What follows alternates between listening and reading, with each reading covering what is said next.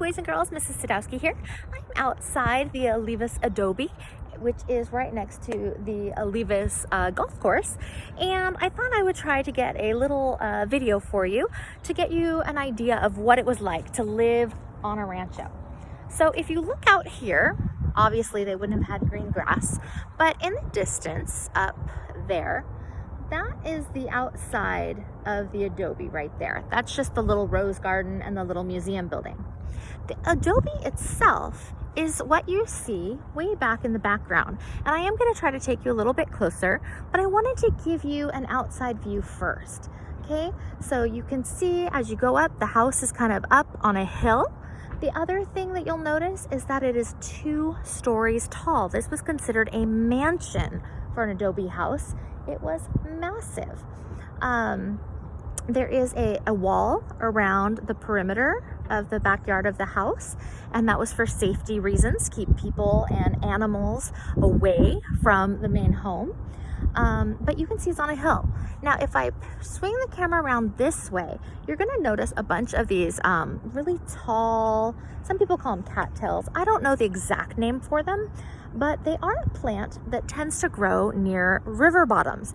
You may recognize them from the little creek bed that is near our houses in Camarillo and by our school. That's because right past me down here, that's the Santa Clara River. So this Adobe home was situated near a water source. That was something that was incredibly important when you were trying to decide where to build a home. It's not like they had modern plumbing systems like we have today. So you had to consider, where were you going to get your fresh water from? So this Olivas family, they had the river down here that they could draw some fresh water from.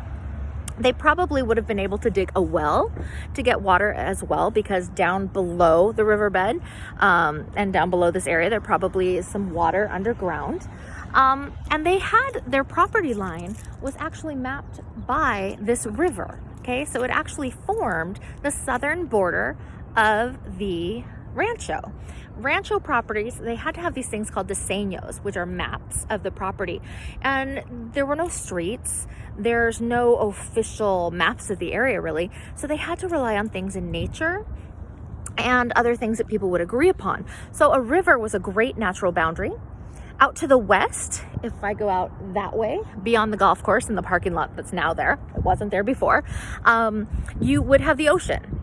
So their property extended from the ocean to this river, and then all the way as far as where the freeway is. And you can't really tell that from here, but if you come drive down here with your families, the Olivas Adobe is located on Olivas Park Drive, which is right off of Victoria Avenue. When you exit the freeway, there's actually signs that say Olivas Adobe with arrows.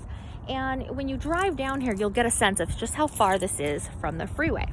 Now I'm gonna walk up a little bit, and as I walk, I'm just gonna let the nice nature of the area around. So if you could picture, take yourself back in time. This is all just flat area out here. And that flat area is perfect for growing crops and raising cattle. And they also grew sheep at one point as well. They had some drought years. And so Don Raimundo, who was the head rancho owner, he decided, you know what, let's do sheep for a while. And then when the water source got a little better, they switched back to the cattle. So here I am. You can still see this beautiful property. It's really nice. It's gorgeous outside. It's a great day to come and visit. They do amazing activities here. So sometimes they will have all kinds of outdoor things. So it looks like there's a custodian from the park system here. I'm just gonna walk over. But yeah, this area was great for cattle raising. So now that I'm kind of up and kind of even with the head start, I'm gonna move the camera again, because I feel like I can give you a little bit better panoramic.